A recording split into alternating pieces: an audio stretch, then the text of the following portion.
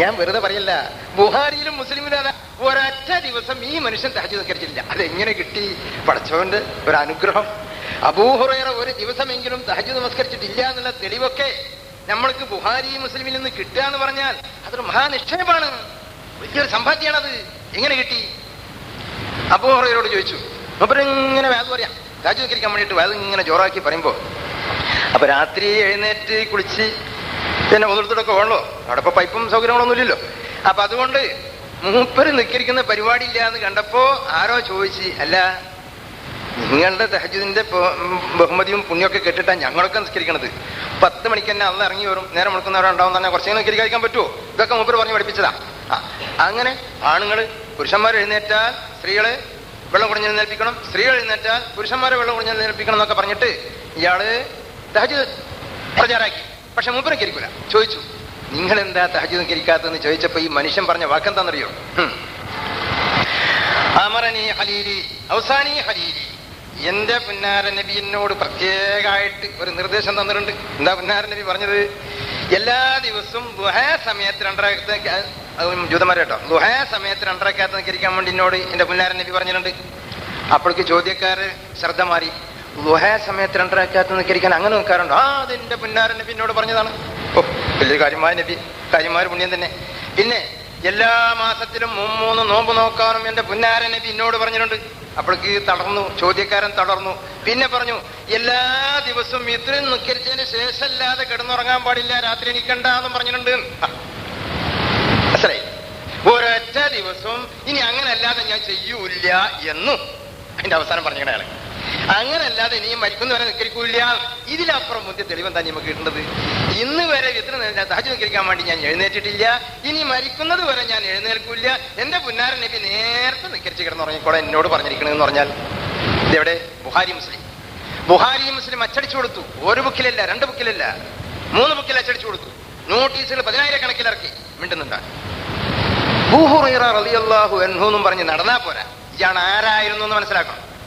ഈ അബൂ ഹുറൈറ ഷഹാദത്ത് കെട്ടവൻ, നടത്തിക്കെട്ടവൻ, തഹജ്ജുദ് നിസ്കരിക്കാത്തവൻ, അങ്ങനെ എന്തെല്ലാം പറയാണ്ട്. നബി കള്ളുടിച്ചെന്ന് പറഞ്ഞുണ്ടാക്കിയാണ്. ഈ അബൂ ഹുറൈറ നബി കള്ളുകുടിയനാണെന്ന് പറഞ്ഞുണ്ടാക്കി. എങ്ങനെ? ബാരല് കണക്കിൽ കുപ്പി. നമ്മളൊക്കെ ഇത് കള്ളൊന്നുമല്ല കേട്ടോ, അല്ല അവർ കുപ്പി കണ്ടിരിക്കണെന്ന് പറയുന്നത് പോയതിന് ശേഷം അവർ കുപ്പി കണ്ടിരിക്കണ്, ശരിക്കും ശുദ്ധ ചാരായത്തിന്റെ നിറാന്നൊക്കെ പറഞ്ഞുണ്ടാക്കും. എനിക്ക് വെള്ളം സാധാരണ കുടിക്കണം. പക്ഷെ നബി ബാരല് കണക്കിൽ കള്ളു കുടിച്ചിരുന്നെന്ന് പറഞ്ഞുണ്ടാക്കിയ കിതാബ് ദാ എവിടെ? അബൂ ഹുറൈറ പറഞ്ഞത്. മക്കത്തും മദീനത്തൊക്കെ പോയി നോക്കൂ. മുസ്നദ് ഹുമൈലി, ബുഖാരിയുടെ തുണക്കാരൻ, ഒരു ബാരല് ചാക്ക് പോലത്തെ സാധനം അന്നത്തെ, അതിലാണ് കള്ളു കൊണ്ടുവന്ന് അവിടെ സൂക്ഷിക്കുക. 1 കൊല്ലം കുടിക്കണേ ഞാൻ കണ്ടു. 1 കൊല്ലം ഒരു ബാരല് കുടിക്കണേ നമ്മൾ അനുഭവത്തിൽപ്പെട്ട്. പിറ്റത്തെ കൊല്ലം കൊണ്ടുവന്നു. അപ്പൊ നബി പറഞ്ഞു, ഇനി ഏതായാലും വേണ്ട, അത് ഒക്കെ പ്രചാരമായി, എല്ലാവരും മാറ്റിയതിന്റെ ശേഷം പിന്നെ കുടിക്കാച്ചാൽ 5-ാം കൊല്ലം കള്ള് ഹറാമായതാണ്. 7-ാം കൊല്ലം മൂപ്പര് മുസ്ലിമായിട്ട് നബിനെ കാണുന്നത്. അങ്ങനെ 1 കൊല്ലം കുടിച്ചെന്ന് പറയുമ്പോഴേക്ക് 8-ാം കൊല്ലായി. പിന്നെ 9-ാമത്തെ കൊല്ലം കുടിച്ചു എന്ന് പറയുമ്പോൾ കുറച്ച് ഓവറാവൂലേ? അതുകൊണ്ട് 9-ാം കൊല്ലം കുടിച്ചില്ല എന്ന് പറഞ്ഞു. 8 കൊല്ലം വരെ കുടിച്ചിരുന്നായി. ഇത്തരത്തിൽ നബി മറക്കുന്ന ചന്തികൂല എന്ന് പറഞ്ഞുണ്ടാക്കിയാണ് ആര്യ അബൂ ഹുറൈറ. മക്കക്കാരുടെ ആടുകളെ ചില്ലിക്കാശിന് വേണ്ടിയിട്ട് നോക്കാൻ നടക്കലായിരുന്നു മുഹമ്മദിന്റെ പണി എന്ന് ഇയാൾ പറഞ്ഞുണ്ടാക്കി പ്രസംഗിച്ചു. ബുഖാരിയിലതാ. മക്കക്കാരുടെ ആടുകളെ, ഖുറൈശി തറവാട്ടിലെ ആടല്ല, അബ്ദുൽ മുത്തലിബിന്റെ അബൂ താലിബിന്റെ ആടല്ല, മക്കക്കാരുടെ ആടുകളെ തുളിച്ചു കൊണ്ടുപോയിട്ട് ചില്ലിക്കാശ് കിട്ടും. അങ്ങനെ തെണ്ടി നടന്നിട്ട് ജീവിച്ചവനായിരുന്നു മുഹമ്മദ് എന്ന് ഈ ലോകത്ത് ആദ്യമായിട്ട് പ്രസംഗിച്ച ജൂതൻ അബൂ ഹുറൈറ. അങ്ങനെയാണ് നബി ആട്ടിടയനാണെന്ന് ലോകത്തൊട്ടാകെ പ്രചാരമായിരുന്നു. നബി ആട്ടിടയനായിട്ടില്ല, ആയോണ്ട് അബദ്ധം ഉണ്ടായിട്ടില്ല, ഉണ്ടായി അവന്റെ നബിക്ക് ആടിന് കിട്ടണ്ടേ? കുടുംബത്തിൽ പിന്നെ ആരാന്റെ ആട്ടിനെ നോക്കുന്ന പണിയൊന്നും നബിക്ക് ഉണ്ടായിട്ടില്ല. ഇത്തരത്തിൽ നബിനെ താറടിക്കാൻ വേണ്ടി നബി മറക്കുന്ന ചന്തിയകൂല, കള്ളു കുടിച്ചിരുന്നു. അതുപോലെ മക്കക്കാർ ആടിനെ നോക്കാൻ നടക്കുന്നവർ ചന്തിയായിരുന്നു. വെള്ളം കൊണ്ടുകൊടുത്തിട്ട് പോലും ചന്തിയാകാൻ കൂട്ടാക്കിയില്ല. പിന്നെ അതിന്റെ ഒക്കെ പുറമെ ബുഖാരി മുസ്ലിമിന്റെ ഒരു ഹദീസ് പുതിയതായിട്ട് ഇറക്കുമതി വിളിച്ചിട്ടുണ്ട്. നബിക്കൊരു പണിയുണ്ട്. ബുഖാരി മുസ്ലിം ആരാണെന്ന് മനസ്സിലാക്കണം. നബിക്ക് ഒരു പണി, ചില്ലറ പണിയൊന്നുമില്ല. 9 ഭാര്യമാരുണ്ട് എന്ന് ആദ്യം അവിടെ എഴുതി വെച്ചു. 9 ഭാര്യമാർ ഒരവസരത്തിലുണ്ടെന്ന് എഴുതി വെച്ചു. അതിന്റെ പുറമെ 10ാമത്തെ ഒരു കീപ്പ് എല്ലാവർക്കും അറിയല്ലോ, ഒരു കീപ്പുണ്ട്. ഈ കീപ്പിന്റെ പേരെന്താ? പേരും അഡ്രസ്സും ഒക്കെ ഫുള്ളായിട്ടാണ് പറഞ്ഞുതരാം. അതെ, സാധാരണ വൈഫ് ഓഫ് ഡോട്ടർ ഓഫ് ഒക്കെ പറയുള്ളൂ. ഇവിടെ വൈഫ് ഓഫും ഉണ്ട്, ഡോട്ടർ ഓഫും ഉണ്ട്, രണ്ടും കൂടിയാ പറയും. ഉമ്മു ഹറാം ബിൻത് മിൽഹാൻ, മിൽഹാൻ എന്ന് പറയുന്ന വ്യക്തിയുടെ പുത്രി, സാമിത്തിന്റെ ഭാര്യ. ഇപ്പൊ വൈഫ് ഓഫും ഡോട്ടർ ഓഫും ഇല്ലേ? ആള് മാറണ്ട. ഉമ്മു ഹറാം എന്ന് പറയുന്ന യുവതി, സാമിത്തിന്റെ ഭാര്യ, മിൽഹാൻ എന്ന് പറയുന്നതിന്റെ പുത്രിയായ ആ 10ാമത്തെ പെണ്ണിന്റെ വീട്ടിൽ പോകലും അവിടുന്ന് ശാപ്പാട് ഉണ്ടാക്കിക്കലും ആ ശാപ്പാട് വേറെ നിറയെ തിന്നലും എന്നിട്ട് ആ പെണ്ണിനെ കൊണ്ട് മുടി വാർന്നിരിക്കലും പിന്നെ അവിടെ കിടന്നുറങ്ങലും പതിവായിരുന്നു എന്ന് ബുഹാരി മുസ്ലിം. ഇവരെ നമുക്കൊന്ന് മനസ്സിലാവണല്ലോ. ഇവരെ ബുഹാരി മുസ്ലിം നമ്മളെ മതം നന്നാക്കാൻ വേണ്ടി വന്നവരാണില്ലേ. ഇതൊക്കെ നബിനെ പറ്റി ഈ പേരടക്കം ഉമ്മുഹറാം എന്ന് പറയുന്ന യുവതിയുടെ വീട്ടിൽ പോയിട്ട് ഭക്ഷണം ഉണ്ടാക്കിക്കാതെ തിന്നാ, എന്നിട്ട് അവളെ കൊണ്ട് മുടി വാർന്നിരിക്കാനത്ത് തുഫ്ലി റൈസഹു, നബിയുടെ തലമുടി വാർന്നു കൊടുക്കുന്ന പണി പതിവായിരുന്നു.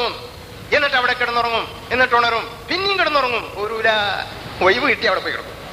ഓ, നമ്മുടെ നബിനെ സംബന്ധിച്ചാണ് എഴുതി വെച്ചിരിക്കുന്നത്. എവിടെ? ബുഹാരിയിലും മുസ്ലിമിലും. എന്നിട്ട് അത് ശുദ്ധിയായ കിതാബാണെന്ന് പുറത്തു എഴുതിച്ചിരിക്കണം. സഹീഹുൽ ബുഹാരി,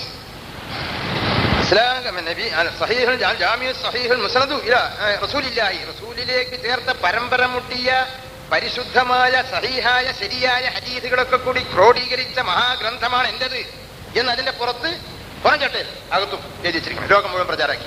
എന്നിട്ടിപ്പോ പറയാം, ആകെ ഹദീസൊക്കെ എടുത്ത് ചോദിക്കുമ്പോ പറയാം അത് ചില വൈഫായ ഹദീസൊക്കെ അതിലുണ്ടെന്ന് മൂപ്പരെന്നെ പറഞ്ഞിട്ടുണ്ടെന്ന്. ആര് പറഞ്ഞു? നോണ മുഖത്ത് നോക്കി പറയരുത്. അത് നിങ്ങളാരും അല്ലോട്ടോ, ഈ പുരോഹിതന്മാരോട് പറയാ. മുഖത്ത് നോക്കി നുണ പറയരുത്. ബുഹാരി ഉണ്ടാക്കി വെച്ച ഹദീസിന്റെ കിതാബിൽ അതിൽ ചില വൈഫായ ഹദീസും ബുഹാരി പറഞ്ഞിന്ന് നുണ പറയരുത്. 6 ലക്ഷം ഹദീസുള്ളതിൽ നിന്ന് പരിഷ്കരിച്ച് ശുദ്ധീകരിച്ച് 2513 ആക്കിയിട്ട് 15 കൂടി തേക്കാതെ 2513 ഹദീസ് ശുദ്ധി ചെയ്തെടുത്ത് അങ്ങനത്തെ ആ ബുഹാരിന്റെ ഹദീസുകളുടെ കൂട്ടത്തിൽ ചില നുണഞ്ഞും ബാക്കിയുണ്ട് എന്ന് അയാൾ പറഞ്ഞതാ. ബുദ്ധിയുള്ളവന് പറയാൻ പാടേണ്ടത്? പറഞ്ഞിട്ടില്ല. അയാള് പറഞ്ഞിട്ടില്ല, പറയാൻ പാടില്ല. അയാളെ ശിഷ്യനാ മുസ്ലിം, 2ാം നമ്പർ കിതാബാ. ആ 2ാം നമ്പറുകാരൻ മുസ്ലിമിന്റെ ഉള്ളിൽ എഴുതിച്ച എന്താണെന്നറിയോ? എന്റെ കിതാബിൽ ഇവിടെ ഇജ്മാഅായിട്ട് സമ്മതിച്ച ഹദീസല്ലാതെ ഞാൻ ഇതിൽ എഴുതലില്ല എന്ന് മുസ്ലിം ജൂത പുരോഹിതൻ എഴുതി വെച്ചിരിക്കണം. മുസ്ലിമിന്റെ ഒത്താടുക്ക് എഴുതി വെച്ചിരിക്കണം. ഇജ്മാഅായിട്ട് ഏകകണ്ഠമായിട്ട് എല്ലാ പണ്ഡിതന്മാരും സമ്മതിച്ച സഹീഹായ ഹദീസല്ലാതെ എന്റെ കിതാബിൽ ഞാൻ എഴുതിയിട്ടില്ല എന്ന് മുസ്ലിം, ബുഹാരിന്റെ ശിഷ്യൻ മുസ്ലിം എഴുതി വെച്ചിരിക്കണം. അതിനേക്കാളും മുന്തിയ കിതാബാണ് അത്രേ ബുഹാരിന്റെ. പറയാണ്ടോ? ബുഹാരി അസഹുൽ കുത്തുബി ബഅദ കിതാബില്ലാഹി സഹീഹുൽ ബുഹാരി. അള്ളാഹുവിന്റെ കിതാബ് കഴിച്ചാൽ പിന്നെ ഈ ലോകത്ത് വെച്ച് ഏറ്റവും മുന്തിയ കിതാബ് ബുഹാരിയാണെന്നാണ് ബുഹാറയിലുള്ളവരൊക്കെ പറഞ്ഞത്. മക്കത്തും ഈജിപ്തിലുള്ള കുറെ ആൾക്കാരും. മുസ്ലിമിന്റെ ആൾക്കാരെന്ത് പറഞ്ഞു? നിസാബുള്ള മൂപ്പര്. അവിടെ ഉള്ളവരൊക്കെ എന്ത് പറഞ്ഞു? അസഹുൽ കുത്തുബി ബഅദ കിതാബില്ലാഹി സഹീഹു മുസ്ലിം എന്നും പറഞ്ഞു. അള്ളാഹുവിന്റെ കിതാബ് കഴിച്ചാൽ ഏറ്റവും മുന്തിയ കിതാബ് മുസ്ലിമാണെന്നൊരു കൂട്ടർ, അള്ളാഹുവിന്റെ കിതാബ് കഴിച്ചാൽ ഏറ്റവും മുന്തിയ കിതാബ് ബുഹാരിയാണെന്ന് വേറൊരു കൂട്ടർ. ഈ 2 കിതാബിലും എഴുതി വെച്ചതാണെങ്കിലോ നബിക്ക് 10ാമത്തെ ഒരു കീപ്പ് പെണ്ണുണ്ടായിരുന്നു. അവിടെ പോയിട്ട് കിടക്കലും ഉറങ്ങലും മുടി ഇരിക്കലും ഒക്കെ പതിവായിരുന്നു. 2 കിതാബിലുണ്ട്. അപ്പൊ ഇവർ രണ്ടാളും എന്തിനു വന്നാ?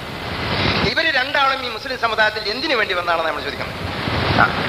ഇവരുണ്ടാക്കിയ നിസ്കാരക്കണക്ക് നമ്മൾ പഠിക്കണമെന്നും അള്ളാഹു പഠിപ്പിച്ചിട്ടുണ്ട് എന്ന് പറയുന്ന നമസ്കാരക്കണക്ക് പഠിക്കാൻ നമ്മൾ ഒഴിവില്ല എന്ന് പറഞ്ഞാൽ കാര്യം ശരിയാവൂല. നമ്മളാരും പറയണില്ല, പുരോഹിതന്മാര് പറയുന്നുണ്ട്. പുരോഹിതന്മാര് പറയുന്നത് അള്ളാഹു പഠിപ്പിച്ച നിസ്കാര കണക്കൊണ്ടൊന്നും ഒരു കാര്യമില്ല. ഒരു കാര്യമായിട്ടൊന്നും ഇല്ല. എവിടെ പറഞ്ഞു എപ്പം ചോദിക്കുന്നത്? എവിടെ പറഞ്ഞു? ഇപ്പോഴും ഖുർആൻ പഠിക്കുന്നില്ല. അനന്തരാവകാശ നിയമത്തെ സംബന്ധിച്ച് ഒരു ലേഖന പരമ്പര ഖണ്ഡന മണ്ഡനം ഞാനും KP-യും കൂടി നടന്നുകൊണ്ടിരിക്കാം. നുണങ്ങനെ പറയുന്നേ അച്ചടിക്കുന്നുണ്ട്. എന്റെ 4 ഖുർആന്റെ 4 ലക്കം പഠിക്കുന്നു. 4 ലക്കത്തിലും